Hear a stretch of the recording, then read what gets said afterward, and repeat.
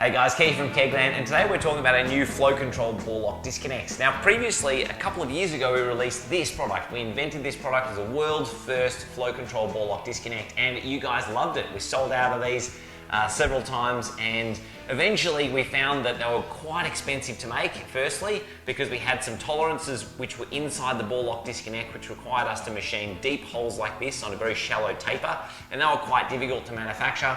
And the other thing is we'd found other ways which we could make the flow control disconnect even better, but the shapes that we wanted to make weren't even possible to manufacture out of stainless steel. Now, flow control disconnects are an awesome product which will enable you to control the flow rate of that particular beverage instead of adjusting your beer line length and diameter, which is what you'd normally do to adjust the flow rate.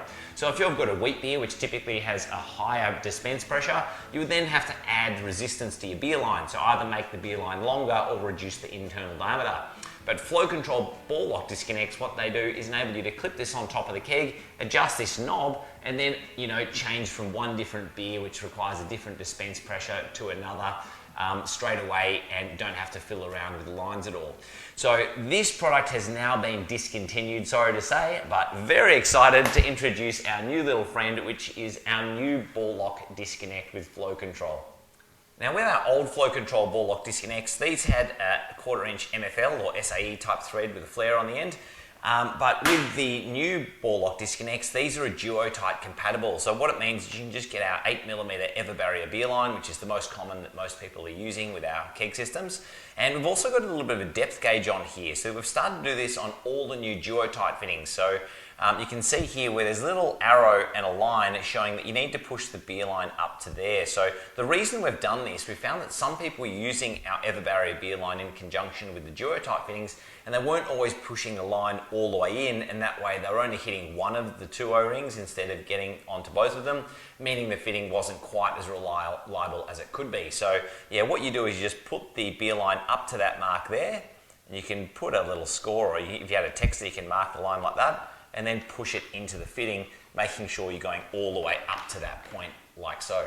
Now, in this particular demo, what I'm going to do is just use a Pluto gun. I've got a really short piece of this 8mm or 5/16 beer line, the ever barrier that is. Now I'm just using this push-in fitting like that, and then pushing the other line into the Duotight fitting I have. So what I've got here is a little Pluto gun with probably, I don't know, maybe 60 centimeters of beer line. This is definitely not long enough in most keg systems to get the right flow resistance. So I'm going to have to use the flow control on the new flow control ball lock disconnect to make sure I have some resistance applied by the flow control device.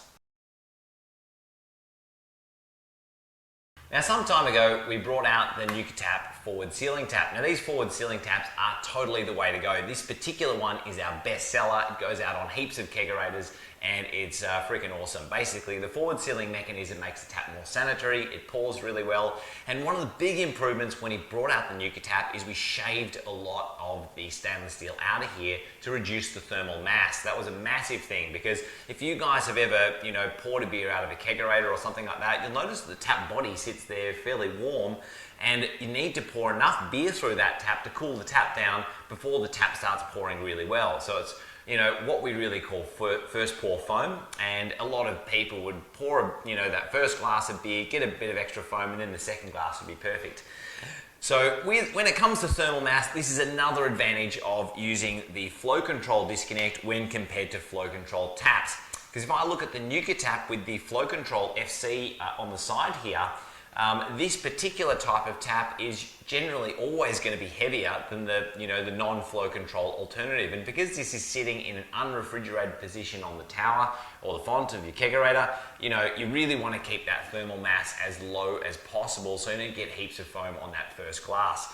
So this particular tap, I think it was about 173 grams going by memory, and we had the Nuka Tap with flow controls about 245 or something. I'm shooting from the hip here, but it's roughly about just over 40%, I think, heavier than this one. So if I get the flow control ball lock disconnect, this typically is sitting inside my kegerator, so additional weight to my ball lock disconnect doesn't really make any difference whatsoever. Certainly this has some convenience aspect, and I can adjust that right at the point of dispense, which is kind of handy, but that is certainly an advantage of this one, the fact that it's in the fridge, you adjust it in there and you have to open the door every time you want to adjust it.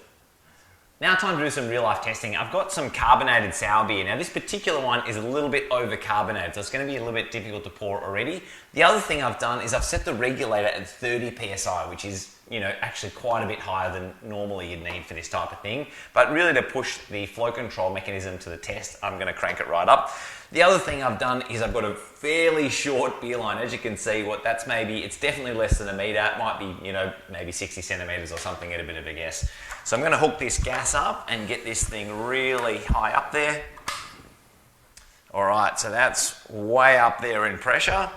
And I'll get one of our little craft beer tasting glasses. And as you can see, I'm pouring a beautifully carbonated beer here and hardly getting any foam at all. Of course, if I wanted to speed the process up, I just undo this and you can see it's going to start pouring quite a bit faster here. So it's going quite a bit faster now. And if I really wanted to slow it right down, let's say I turn this right down like that, and it's just coming out at a tiny little dribble and hardly coming out at all. So there you go, you've got heaps of resolution and control on the ball lock disconnect, even with quite high set pressures and really highly carbonated beers. The other thing I wanted to mention is we've also got another little mini tap that's coming out really soon, because a lot of people, when they're using these types of flow control devices, what they want to do is take the whole keg off to the park or something like that and drink in the park or drink at a barbecue, but they don't want to obviously take a whole long beer line like this. They want a really compact product which fits in their pocket. So let me show you this product, which is going to come out really soon. Now, another new product that we're working on, which will be released later on in 2022, is our new Nuka Tap Mini. This is a half-size tap, so literally you can see here, we've got a tap which is, tiny. As you can see, it's barely any bigger than the ball lock disconnect itself. So this entire assembly will easily be able to fit, into your pocket, so you can take it away to parties and stuff like that. On the back of the tap, you can see this piece here is, I'll just cross section this for you guys so you can see a little easier. As you can see by the cross section, we've got the 8mm or 5/16 barb at the back of the tap. So this means it pushes directly into the flow control ball lock disconnect, meaning it's even more compact and really easy to use in conjunction with either this disconnect or our other Duotight ball lock disconnects. The other thing is we've got different shank assemblies, so even if you did want to use the Nuka Tap Mini on another little, let's say a mini kegerator or mini keg dispenser, you could also use it for that, and then just get, for instance, things like the long shank or the mini font, which will be coming out later on in the future. So look out for this product. If you're getting the flow control ball lock disconnect, you definitely might want to get this for going away to parties or picnics. It'll be a perfect little, portable picnic setup. Well, that's it, guys. Hope you enjoy using the Duotight flow control ball lock disconnect. I think it's absolutely sensational. If you're one of those people who are switching from English beers to standard draft beers to, wheat beers or something like that, this is an essential item, and I think it's the absolute best way to solve the problem. Anyway, definitely subscribe if you want to hear about all the cool new stuff that we're bringing out. Bottom right hand corner, hit subscribe now and you'll be alerted when we bring out new YouTube videos. The other thing you want to do is sign up to our homebrew community group. The Kegland homebrew community group now has thousands and thousands of members in there, just like yourself, sharing tips and tricks on how to get the most out of the gear. So sign up to that one as well. All right, I'll see you guys next time, and we'll try this out, I guess.